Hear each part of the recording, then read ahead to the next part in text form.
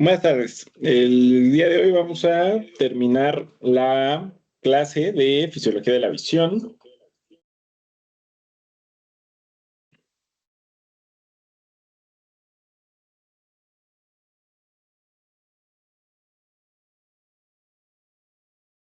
Entonces, habíamos comentado la clase pasada, o nos habíamos quedado en que una particularidad de las células nerviosas de la retina, específicamente de los fotorreceptores, es que se activan mediante hiperpolarización.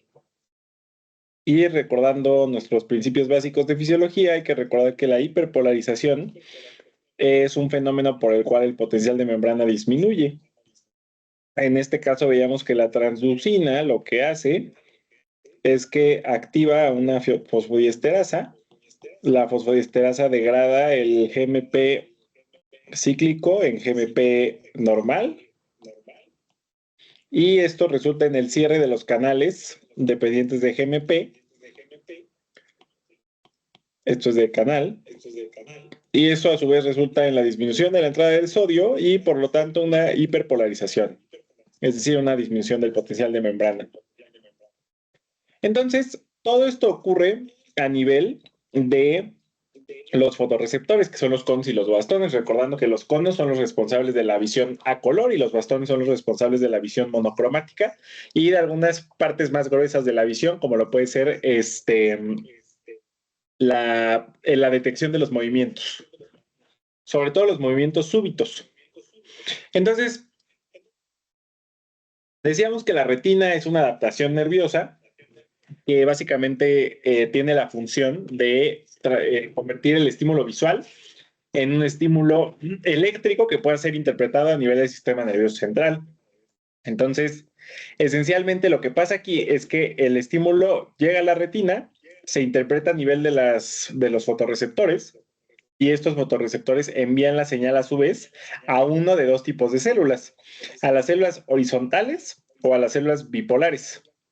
Es muy importante entender la diferencia entre estos tipos de células, porque veremos, a pesar de que aquí estén ilustradas de manera muy similar con las amacrinas, veremos que las células horizontales y las células bipolares esencialmente tienen funciones opuestas. Y algo muy interesante que ocurre aquí es que por mecanismos que no están del todo bien descritos, pero la hiperpolarización que sucede cuando la luz entra en contacto con el retinal y causa todos estos fenómenos de transducción, resulta eventualmente en la liberación de glutamato en la terminal nerviosa presináptica a nivel de la interacción entre la célula fotorreceptora y ya sea la célula horizontal o la célula bipolar. Y esto permite la transferencia, entre comillas, del estímulo nervioso hasta la llegada a las células ganglionares, que como veíamos la clase pasada son células especializadas que forman el nervio óptico y de manera más precisa los axones del nervio óptico. Entonces realmente la vía de manera no alterada la vía visual es muy sencilla, pero hay ciertos procesos que pueden ser modificados por todos estos tipos de células que existen en la retina. No por nada están ahí, ¿verdad? Entonces, vamos a hacer una síntesis de los fenómenos que ocurren, que es básicamente lo que acabamos de ver. Los conos y bastones son hiperpolarizados, ¿no? Insisto, disminuye el potencial de membrana por un estímulo luminoso. Estas células horizontales y bipolares, que son sensibles a glutamato, como comentábamos antes, hacen sinapsis con fotorreceptores y transmiten la información horizontal y verticalmente de manera respectiva. Ahorita vamos a ver, y quiero hacer mucho énfasis en esto, en que las células horizontales, las que están dispuestas así, son inhibitorias. Y las células bipolares, que son las verticales, son excitatorias. Y ahorita vamos a ver por qué es importante que las células horizontales, perdón, tengan esta función inhibitoria. Pero quédense con que la transmisión lateral de los estímulos es inhibitoria, y esto es algo que vamos a ver en muchos otros sistemas, como el sistema somatosensitivo, y la transmisión vertical es excitatoria, ¿de acuerdo? Y las células amácrinas o amacrinas realmente son muy variadas, actúan como interneuronas, es decir, actúan como comunicadores o mediadores entre una célula receptora y una célula comunicadora.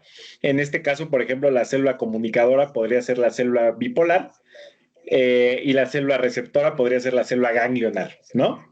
Y finalmente el estímulo acaba convergiendo en las células ganglionares y las células ganglionares finalmente sus axones llevan la información óptica y juntos cuando se forman, se conjuntan más bien, forman el nervio óptico que como decíamos es el nervio craneal número 2 y es uno de los dos nervios craneales que no tiene su origen a nivel del tronco encefálico.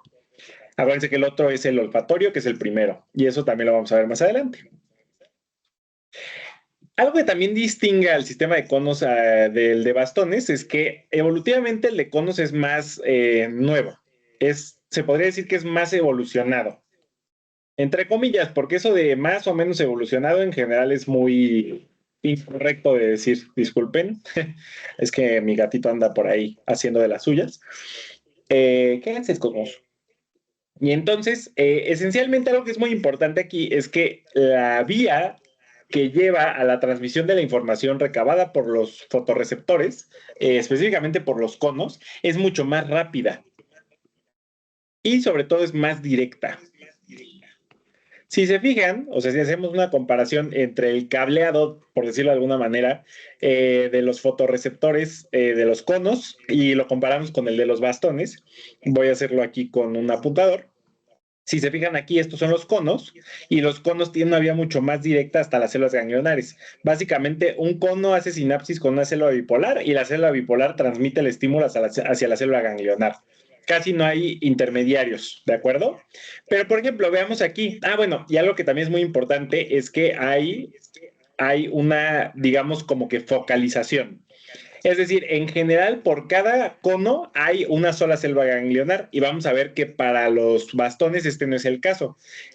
Esto quiere decir que varios bastones pueden compartir o pueden converger en una sola célula ganglionar. Entonces, digamos que los estímulos que son dirigidos desde los bastones hasta las células ganglionares son más imprecisos ya desde la retina.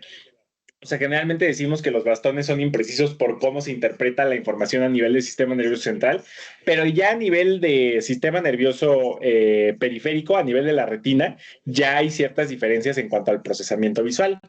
Entonces, la vía de los bastones es, digamos, más viejita, entre comillas, o sea, menos evolucionada. Está más conservada entre mamíferos, entre peces, entre lo que ustedes quieran. Recuerden que la visión es es un elemento sensorial que está prácticamente conservado a lo largo de todos los animales. Y si se fijan, aquí hay más interacción, por ejemplo, con las células horizontales y también con las células amácrinas.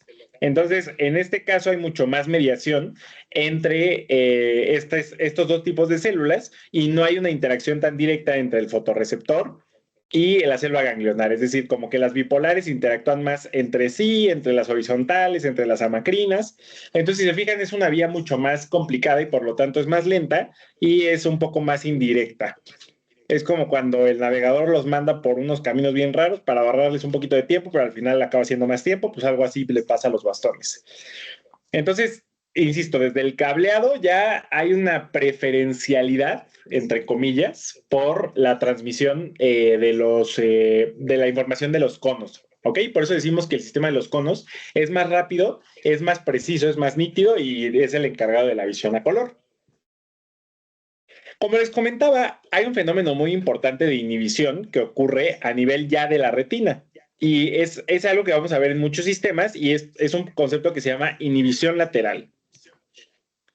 Y entonces la inhibición lateral es un fenómeno por el cual, imagínense que yo soy un receptor y entonces este es un receptor y el receptor se une a muchos otros receptores para mandar su señal.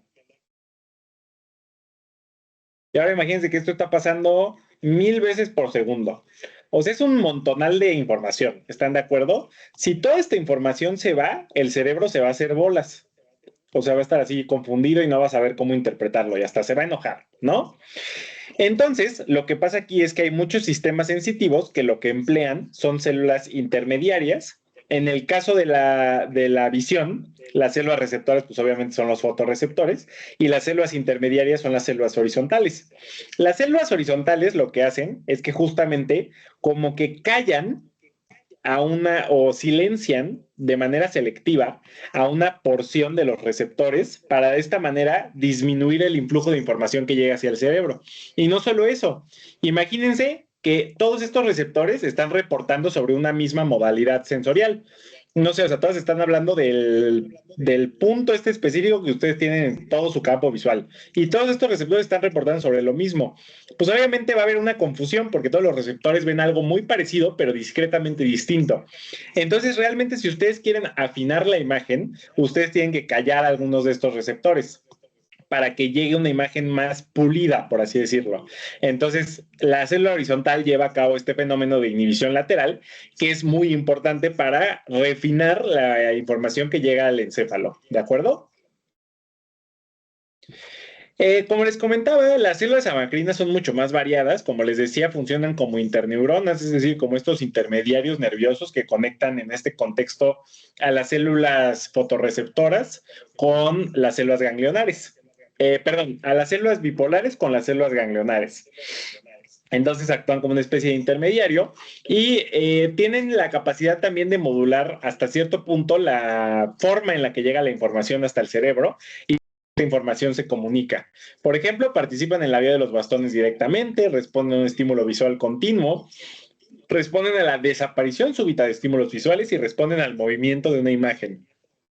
Entonces, si se fijan, y como veíamos en la imagen anterior, son células que están mucho más implicadas en la vía de bastones y justamente cumplen funciones relacionadas con las funciones propias de los bastones. Como les comentaba, los bastones tienen que ver mucho con el seguimiento de las imágenes, la respuesta como estímulos visuales súbitos, y entonces todas estas son funciones que son afinadas, digamos, o mejoradas por las células amácrinas, ¿de acuerdo? Y algo muy interesante es que las células horizontales no solamente ayudan en la inhibición lateral, sino que también son las responsables de llevar a cabo la función de la visión a color. Como veíamos la clase pasada, solo hay 3 tipos de fotorreceptores o de pigmentos de fotorreceptor a nivel de conos. Están los rojos, los azules y los verdes, que forman el sistema RBG. Ay, no, bueno. Ahí está, RBG. Entonces, esencialmente, como les comentaba la clase pasada, la combinación de estos 3 receptores, ya sea en conjunto o uno sí, 2 no, o 2 sí, 1 no, etcétera, la combinación de la actividad de estos 3 tipos de conos nos lleva a todo el espectro de luz visible. Pero sí es muy importante que entiendan que solo existen estos 3 tipos de conos. El que responde a rojo, el que responde a azul y el que responde a verde. Entonces, ¿cómo es posible que, a pesar de que solo detectemos 3 de estos colores primarios, entre comillas, porque sabemos que por la teoría del color el verde no es primario, ¿cómo es posible que tengamos la oportunidad de disfrutar de un abanico de o colores tan amplio? ¿De acuerdo? O sea, la cantidad de colores que podemos detectar es amplísima y eso que palidece frente a la de algunos otros mamíferos. Entonces, esto es justamente por un fenómeno periférico, es decir, a nivel de la retina, pero también por un fenómeno central a nivel de la interpretación. Entonces, algo muy interesante que ocurre es que las células horizontales son capaces de interactuar directamente con los fotorreceptores, o más bien con las células bipolares, y de esta manera lo que hacen es que pueden llegar a mediar cierta inhibición. Entonces, no sé, por ejemplo, aquí estos fotorreceptores que responden, digamos, a rojo y a azul, no sé, están excitados, ¿no? Y entonces, en este caso, esta señal se va a transmitir para acá, ¿de acuerdo? Se va a transmitir para acá y se va a transmitir para acá. Pero el hecho de que esta célula, la célula H, se excite, implica que va a inhibir a la célula bipolar que está al lado de ella. Y entonces, esto de manera muy interesante lo que permite es que, por ejemplo, imaginemos que aquí hay un estímulo verde. Este estímulo verde no está sometido a esta regulación inhibitoria y entonces el estímulo verde puede pasar por la retina sin ser inhibido. Ahora, si ustedes combinan miles de millones de, bueno, no miles de millones, pero millones de conos y de todas las posibles combinaciones de activación y de inhibición que puede haber en estos conos, ustedes pueden reproducir el espectro de luz visible a nivel de la interpretación del cerebro, lo cual es sumamente interesante, la verdad. Algo que es muy complicado de entender de la vía visual en general es complicada, pero algo que resulta particularmente complejo es entender cómo están configuradas las retinas y sobre todo cómo cada retina transfiere 25% del campo visual completo que tenemos hacia el cerebro. Entonces, vamos a hacer una distinción aquí. Afortunadamente, esta imagen lo divide por colores. Yo voy a hacer lo mismo. Entonces, digamos que artificialmente nosotros podemos dividir al ojo a la mitad siguiendo el eje óptico, que es el eje que incide justamente sobre la fobia. Entonces, el eje óptico divide al ojo en dos mitades visuales, una mitad izquierda y una mitad derecha, ¿de acuerdo? Imagínense que nosotros estamos viendo a estos ojos desde arriba, ¿de acuerdo? O sea, nosotros estamos viendo a esta persona a la cual por alguna razón le cortaron parte de su cabeza y ahora están sus ojos expuestos y la estamos viendo desde arriba. Entonces tenemos de ambos lados, bueno, tenemos obviamente un ojo izquierdo y un ojo derecho, pero cada ojo a su vez tiene una mitad izquierda y una mitad derecha, y a estos los llamamos hemicampos visuales, ¿de acuerdo? Para cada ojo. Pero miren lo complicado que es, y a su vez tampoco crean que es tan complicado. Esencialmente, el hemicampo izquierdo del ojo izquierdo va a contribuir a la formación de imágenes del campo visual derecho. ¿Ok? Y el hemicampo visual del campo visual izquierdo del ojo derecho va a contribuir a algo muy similar. ¿De acuerdo? Ahora, en el ojo derecho vemos lo contrario. Bueno, en el hemicampo derecho. El hemicampo derecho lo que hace es que registra el hemicampo izquierdo de ambos lados. ¿De acuerdo? Entonces, lo que tenemos es... aquí está el gatito por si lo querían ver. Y entonces lo que tenemos es algo muy interesante y resulta que la forma en que nosotros vemos es cruzada. Es decir, los hemicampos izquierdos registran el campo visual derecho. El campo visual derecho. Y al revés, los hemicampos derechos registran los campos visuales izquierdos. ¿Ok? Pero por si esto fuera poco, ya ven que al sistema nervioso le gusta mucho, mucho, mucho cruzarse. ¿Ok? Entonces, ahora háganme caso aquí. La retina izquierda del globo ocular izquierdo se sigue derecho. ¿Ok? No se va a cruzar. Pero ahora fíjense, la retina derecha del ojo derecho se sigue derecho. ¿Ok? Entonces, digamos que las retinas de cada ojo, o sea, la retina izquierda del ojo izquierdo y la retina derecha del ojo derecho, se siguen derecho. ¿Ok? O sea, no se cruzan. Ahora fíjense lo que pasa con las de en medio, es decir, pues, con las mediales como tal. Es decir, la derecha del izquierdo y la izquierda del derecho. Es como un trabalenguas, ¿no? Entonces, la retina derecha del ojo izquierdo se cruza hacia el otro lado. ¿De acuerdo? Y entonces, la retina izquierda del ojo derecho hace lo mismo. Se cruzan, ¿de acuerdo? Y entonces, si se fijan, ¿qué es lo que acaba quedando? Pues que acaba quedando que las dos retinas izquierdas quedan del lado izquierdo y las dos retinas derechas quedan del lado derecho. Y esto se le llama organización topológica de la visión. ¿Qué quiere decir esto? Básicamente que los cables o los nervios que transmiten la información a través de la vía visual se mantienen alineados dependiendo del campo visual que detectan. Es decir, las retinas izquierdas que detectan el campo visual derecho se quedan a la izquierda. Y las retinas que detectan el campo visual izquierdo se quedan a la derecha.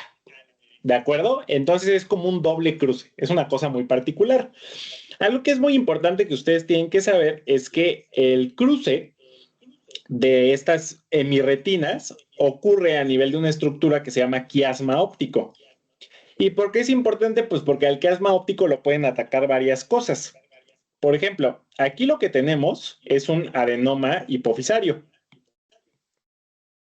¿Qué significa un adenoma hipofisario? Pues esencialmente es un tumor que depende de la glándula hipófisis o glándula pituitaria, y esa glándula está justo por detrás del quiasma óptico. Háganse de cuenta que el quiasma óptico está justo por aquí.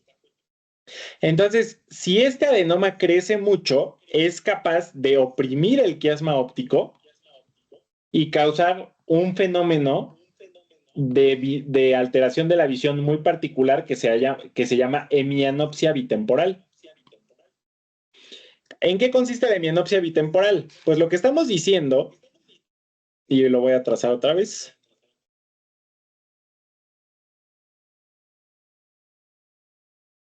es que la vía visual es algo así, ¿no? Entonces, lo izquierdo al final queda con lo izquierdo y lo derecho, bueno, el campo visual, las retinas que detectan el campo visual derecho quedan a la izquierda y las retinas que detectan el campo visual izquierdo quedan a la derecha. Pero hay un punto donde se cruzan. Entonces, si aquí en la quiasma óptico hay una masa que lo oprime y causa un daño nervioso, entonces lo que va a haber es que esta retina ya no va a transmitir bien y esta otra retina ya no va a transmitir bien. O sea, son justo las que se cruzaron. Y si se fijan, estas detectan el campo izquierdo y el campo derecho. Entonces el paciente va a ver así.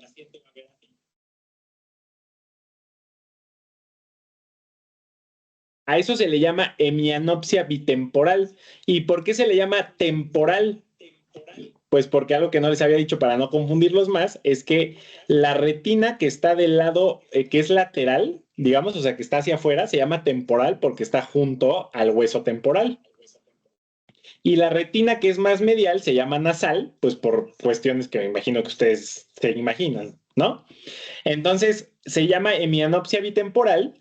¿Por qué? Porque los campos visuales alterados son los temporales de cada lado y es justo porque los temporales son los que son detectados por las retinas que se cruzan a nivel del quiasma óptico.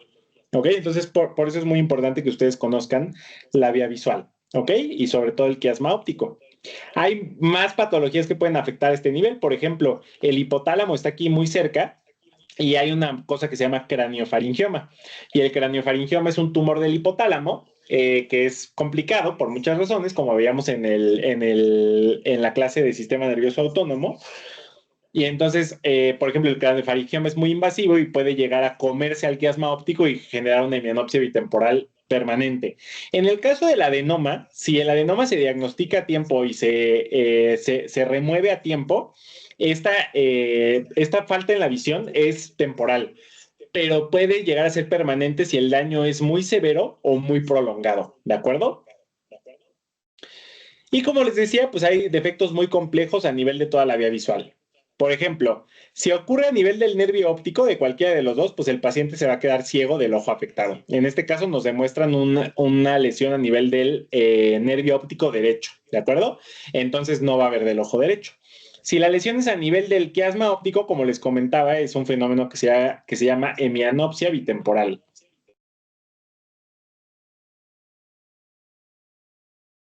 Ok, ahora imaginemos que ocurre a nivel de la radiación o la estría visual, que es aquí. Aquí, como comentábamos, ya cada retina que transmite un campo visual particular ya está configurada del mismo lado. Entonces, las izquierdas transmiten los campos visuales derechos y las derechas transmiten los campos visuales izquierdos. Entonces, aquí lo que estamos viendo es una alteración a nivel de esta radiación óptica que justamente lo que hace es que va a comprometer los dos hemicampos izquierdos. ¿Ok? Y esa es una hemianopsia mixta. ¿Por qué? Porque aquí es una hemianopsia temporal, pero aquí es una hemianopsia nasal. Entonces es mucho más complejo. Y ya cuando llegamos a este nivel ya es mucho más difícil porque aquí ya se empieza a redistribuir el estímulo visual y se empieza, o sea, aquí es a nivel del tálamo vamos a ver que los estímulos visuales pasan por un núcleo geniculado del tálamo y a partir de que pasan por esa parte del tálamo ya empiezan a hacerse cuartos en lugar de medios. Y eso ya es muy complicado y va más allá de lo que ustedes tienen que saber.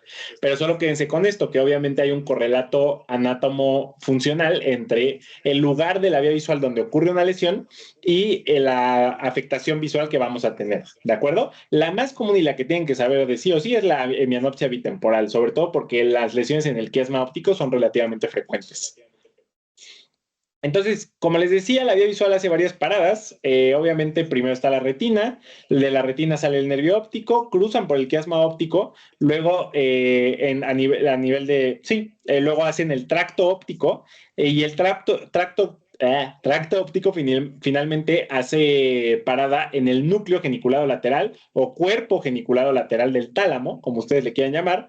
De aquí salen las radiaciones ópticas, que es a partir de aquí que ya se empieza a ver en cuartitos la visión. Y finalmente, la última parada, bueno, entre comillas, porque de la corteza visual primaria se va a otros lados, pero la parada final, entre comillas, definitiva, es la corteza visual. Y la corteza visual es un área de Brodmann que corresponde al lóbulo occipital, ¿de acuerdo? Por eso seguro en algún momento sus mamás de niños cuando estaban jugando les dijeron que tuvieran cuidado de que no se pegaran en la nuca porque se podían quedar ciegos. Y no es falso, por cierto, eso sí puede pasar y es justamente porque la corteza visual se ubica a la altura de la nuca, un poquito más arriba en los lóbulos occipitales de ambos lados, ¿de acuerdo? Hay cierta información que se va a los colículos superiores, pero eso lo vamos a ver más adelante porque tiene que ver con reflejos un poco más complejos, como el reflejo vestíbulo ocular, ¿de acuerdo? Entonces eso no lo vamos a tomar ahorita, pero sí quédense con la idea de que parte de la vía visual llega a los colículos superiores. Ahora bien, el núcleo geniculado lateral, que es justamente este componente del tálamo, es uno de los puntos de relevo más importantes de la vía visual. Y algo que quiero que quede claro desde ahorita es que el tálamo es el maestro de todas las aferencias sensitivas que llegan al cerebro, ¿de acuerdo? O sea, el tálamo es el regulador esencial de todas las modalidades sensitivas que tienen que llegar a procesarse en la corteza. Entonces, el tálamo regula básicamente todos los sentidos menos el olfato, ¿ok? Eso es muy importante que lo sepan. Aunque sí hay una vía, que eso ya lo veremos más adelante, pero sí hay una vía del olfato que pasa por el tálamo. Pero esencialmente todas las modalidades sensoriales, tacto, audición, vista, gusto y muchas otras cosas más pasan por el tálamo, ¿de acuerdo? Entonces, propiocepción, por ejemplo, entonces todo esto pasa por el tálamo y por eso se dice, hasta cierto punto, que el tálamo es el que da la conciencia, porque nosotros, o sea, nosotros sabemos que estamos conscientes porque percibimos y porque sentimos, ¿no? Entonces imagínense que dejemos de sentir o dejemos de percibir por un daño al tálamo, o sea, que el tálamo se destruya por completo y ustedes ya no puedan sentir, ni oler, ni ver, o sea, es una catástrofe, ¿no? Entonces, decimos que el tálamo, por eso, entre comillas, es el centro de la conciencia, ¿de acuerdo? Entonces, ahí el tálamo, obviamente, como buena estructura nerviosa, se divide en componentes mucho más complejos y cada componente tiene que ver con una modalidad sensorial específica. En el caso de la visión, pues el núcleo geniculado lateral es el encargado de llevar a cabo esta interpretación de la visión. Y entonces, ¿cuáles son las funciones del núcleo geniculado lateral? Bueno, la primera es que organiza la visión, la información visual, perdón, con fidelidad espacial. Y esto es esencialmente que agrupa, o sea, imagínense que la retina está dividida, la estamos viendo de frente y entonces la retina está dividida así, en arriba izquierda, arriba derecha, abajo derecha, pues el tálamo lo que hace es que le llega esta información y el tálamo la mantiene así como va. O sea, lo que viene de aquí lo manda por acá. Lo que viene de aquí lo manda para acá.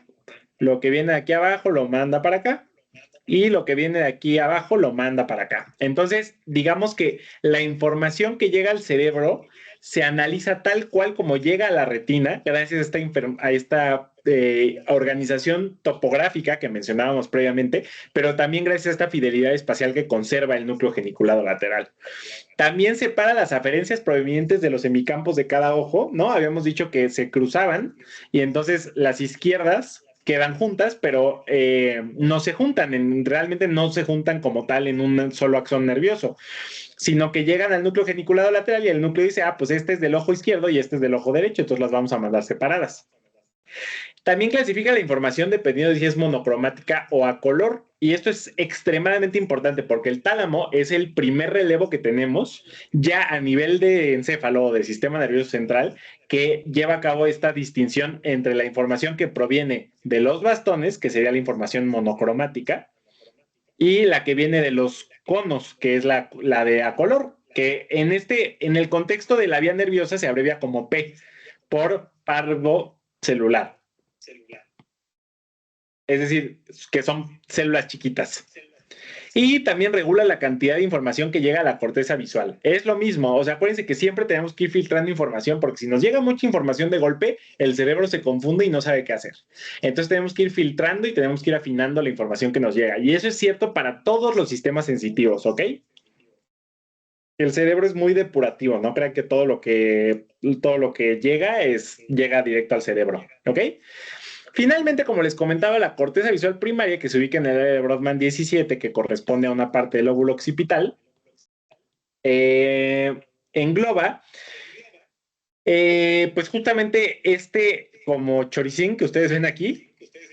Y algo que es muy interesante es que, como les comentaba, la retina tiene una inervación preferencial mientras más cerca de la fóvea o de la mácula estén los conos y bastones. Entonces, habíamos dicho que la fóvea es el punto de mayor agudeza visual, la mácula también tiene mucha agudeza visual, pero ya el resto de la retina como que va perdiendo visión. Y mientras más nos alejamos hacia la periferia, peor es la visión. Entonces, algo que es muy interesante es que los fisiólogos que han estudiado la corteza visual primaria se han dado cuenta de que a nivel de esta hay áreas que representan como por tamaño la cantidad de información que llega a cada punto de la retina. Entonces, si ustedes quisieran darle más énfasis a la fóvea y menos énfasis a toda la periferia, pues lo que tendrían que hacer sería darle mucho mayor capacidad de procesamiento al área del cerebro encargada de la fóvea y mucha menor capacidad a la encargada de la periferia. Y justo así lo hace el cerebro. La mayor parte de la corteza visual primaria se encarga de lo que llega de la mácula. O sea, vean el tamaño. Y la menor cantidad es la que se encarga de lo que llega de la periferia. O sea, no es que no sea importante, pero el cerebro no le presta tanta atención a esas partes, porque justamente lo que quiere reconstruir el cerebro mediante una imagen visual es algo fidedigno y es algo que sea muy acercado a la realidad. Y justamente, pues lo que distingue con mayor detalle la realidad es la mácula. Algo que es muy importante es que la corteza visual primaria se puede comunicar con las áreas visuales secundarias, que se acercan más hacia la corteza parietal. La corteza parietal también se considera como la corteza somatosensitiva. ¿Por qué? Porque es la que se encarga de integrar toda la información motora, sensitiva, sensorial y darle un significado, ¿de acuerdo? Y integrarlo sobre todo con otras modalidades sensitivas. Entonces, el área visual secundaria lo que hace es que integra la información y integra y contextualiza la información. Y el área visual primaria lo que se encarga es básicamente de formar la imagen en el cerebro, ¿de acuerdo? Esa es la función principal del área visual primaria. Y como comentábamos, hay una división funcional y también anatómica entre las aferencias que llegan disculpen, de la vía de bastones, que es la magnocelular, y de la vía de conos, que es la parvocelular. Entonces, la vía de bastones, bueno, esencialmente, y como seguramente vieron en histología, toda la corteza, bueno, casi toda la corteza se divide en 6 capas, de la 1 a la 6 en números romanos. Y en general, por alguna razón, casi toda la información sensitiva entra a nivel de la capa 4 de la corteza. Vamos a ver que ese es un dato que se repite a lo largo de este curso. Entonces, cada una, en ambos casos, tanto en la vía de bastones como en la vía de conos, o en la vía magnocelular y parvocelular son lo mismo, ambas llegan a la vía, como les decía, a la capa 4, ¿ok? Y en ambos casos, a partir de que llegan a la capa 4, parte de la información se distribuye hacia arriba y parte de la información se distribuye hacia abajo. En general, cuando se distribuye hacia arriba es para actividades de regulación y cuando se distribuye hacia abajo es para actividades de distribución, es decir, para que el estímulo visual llegue a otros campos más profundos de la corteza cerebral. Algo que es muy importante a nivel de distinción entre la arquitectura neuronal de la vía magnocelular, que es la de bastones, y la vía parvocelular, que es la de conos, es que la vía de conos tiene una columna, porque estas son columnas, si se fijan. O sea, esencialmente toda la corteza está organizada por columnas celulares que transmiten la información hacia arriba o hacia abajo. Pero si se fijan, aquí hay dos columnas. Está la que recibe propiamente la información y luego está a la que le llega la información visual. De color específicamente. A esto se le llama manchas de colores en español, color blobs. Y son columnas de neuronas especializadas en analizar la información a color. ¿Ok? Esa es la distinción principal, o sea, a nivel de una sola columna, la vía parvocelular tiene dos columnas, que es medio contradictorio, pero así funciona. Tiene la columna que ingresa la información, o sea, háganse cuenta que es como la recepción, y luego tiene otra columna que la pasa a la oficina, que es como tal donde ocurre el procesamiento. Y como les decía antes, la vía magnocelular es rápida, en blanco y negro. Bueno, realmente no es tan rápida, es un poco más trabada, pero sobre todo lo que hace es que transmite información rápida, es decir, de movimientos rápidos o de imágenes que se forman rápidamente, y la información que se transmite a través de la vía parvocelular es obviamente a color, pero también es extremadamente precisa. ¿Por qué? Porque como ya habíamos visto, la vía es más directa y está sobre todo más representada en la fóvea. ¿Qué detecta la corteza visual? Esto es importante porque normalmente cuando llegamos a esta parte de las cortezas, la verdad es que todo es muy ambiguo. No crean que tampoco les voy a dar así como la cátedra de qué parte de la corteza visual detecta cuál cosa, pero sí es importante que sepan que muchas veces lo que nosotros vemos cuando hablamos de función de las cortezas es qué pasa cuando esa parte de la corteza está lesionada. Entonces, por ejemplo, no sé, un golpe, una cicatriz, un evento vascular que deja sin sangre a una parte del cerebro, pues eso nos permite a nosotros estudiar qué funciones cumple esa parte del cerebro en ausencia de la misma. O sea, nosotros estudiamos la función del cerebro cuando deja de funcionar, lo cual es muy extraño, ¿no? O sea, es muy particular, pero esencialmente es como los fisiólogos lo han entendido y entonces han hecho experimentos muy crueles, la verdad, sobre todo con animales, por ejemplo, primates que se parecen a nivel cerebral a nosotros. Y entonces, ¿qué pasa si a este changuito le quitamos el hipotálamo? ¿O qué pasa si le quitamos esta parte del cerebro? ¿Qué pasa si le quitamos los ganglios basales? ¿Qué pasa si le quitamos tal cosa? ¿No? Entonces, van describiendo cómo el changuito o cómo nosotros incluso perdemos funcionalidad y entonces dicen, pues si esta área del cerebro está lesionada y por lo tanto esta persona ya no puede hacer esta actividad, eso quiere decir que esta área del cerebro es la responsable de llevar a cabo esa actividad, ¿no? No creo que sea tan simple como eso, o sea, no creo que una sola área del cerebro se encargue por completo de una sola actividad. En prácticamente ningún caso me atrevería a decir, pero sí creo que es una forma, pues, más o menos intuitiva de entender las cosas, ¿no? Entonces, algo que es muy importante a nivel de la corteza visual es que las neuronas, lo que más las excita, o sea, lo que más hace que se activen es el contraste entre los elementos.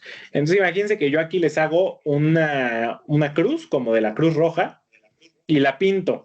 Y entonces si ustedes ven esta diapositiva sin la Cruz Roja, pues probablemente lo que les llame la atención más es el título que está en naranja. Y esto les va a parecer un poco más aburrido porque está todo en negro y quizás les llame la atención un poquito más esto, ¿no? Que es como lo que está en negritas. ¿Qué tiene en común todos estos elementos que nos llaman la atención? Y por ejemplo, aquí mi logo, ¿no?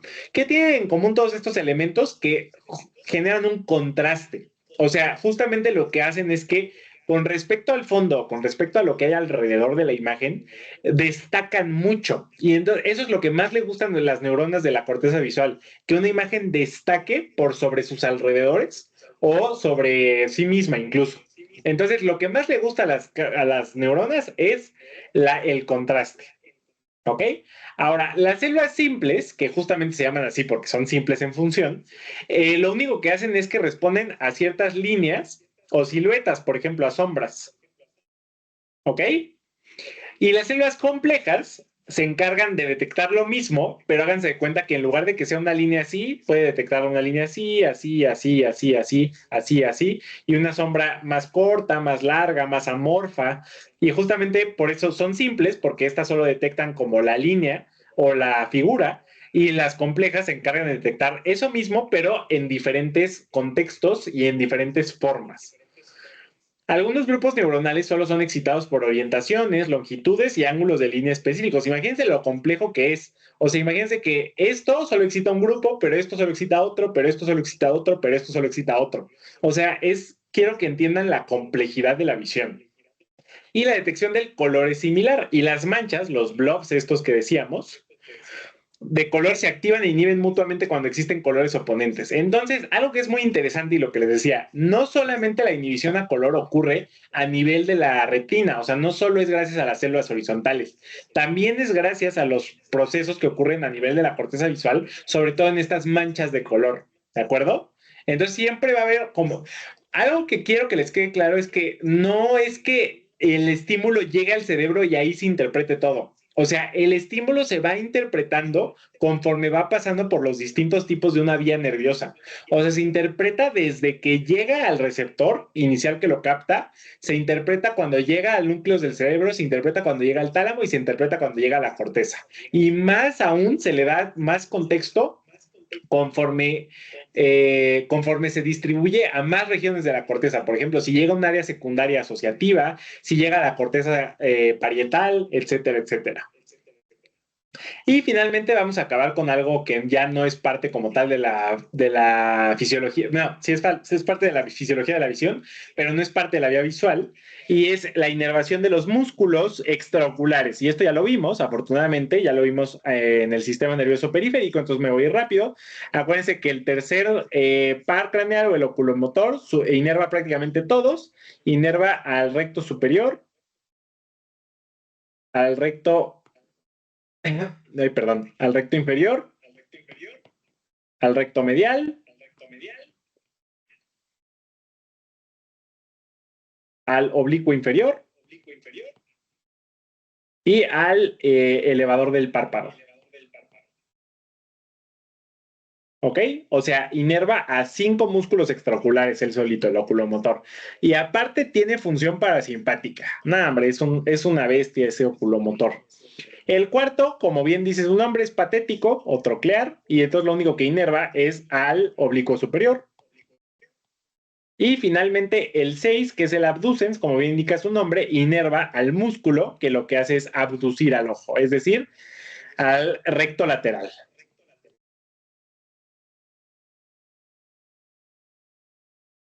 Y como les comentaba, esto es algo que vamos a ver con más detenimiento más en otra clase, en la clase específicamente de sistema vestibular.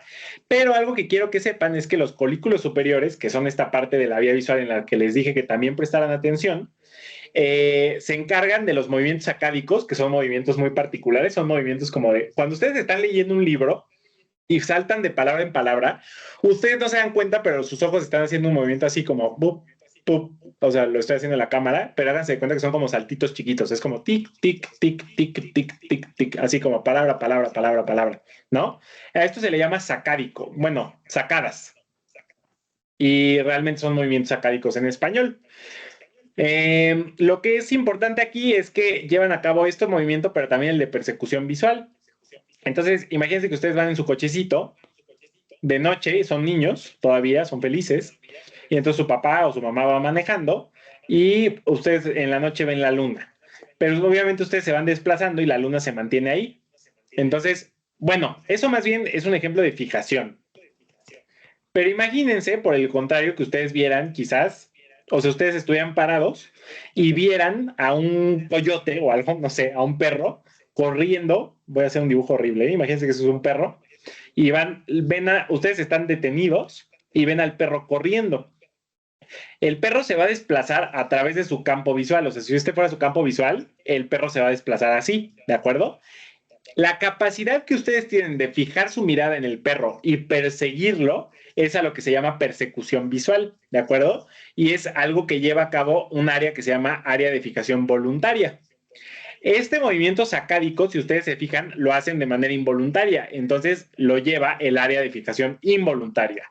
Estas son áreas del cerebro, pero que tienen comunicación directa con los colículos superiores, que están a nivel de puente y de mesencéfalo. ¿De acuerdo?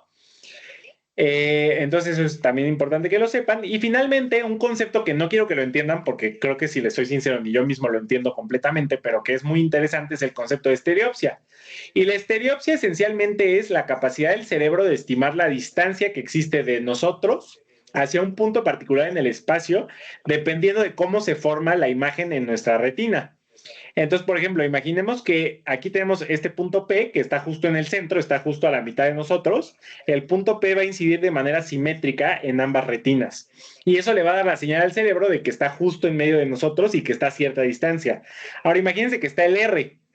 El R no está tan fácil porque el R aquí más bien lo que tiene es que está ladeado. Entonces la imagen se va a formar como que mucho más cerca de este ojo y va a tardar un poco más incidir en este ojo y se va a formar más afuera. Y aquí se va a formar más adentro. Esta distinción entre el ángulo en el que se forma la imagen en la retina y la diferencia que existe entre ambos ojos y la capacidad que nos permite estimar la distancia a partir de esto, o sea, la capacidad de estimar una distancia a partir de una imagen binocular formada por ambos ojos es la estereopsia, ¿ok? Eso solo entiéndalo como concepto. Y pues básicamente es eso. Espero que les guste la clase. Cualquier duda, pues lo pueden poner en los comentarios. Y creo que eso sería todo por hoy. Mañana creo que vamos a ver fisiología de la audición. Vamos a empezar con fisiología de la audición. Entonces, pues los invito a unirse. Y por mi parte sería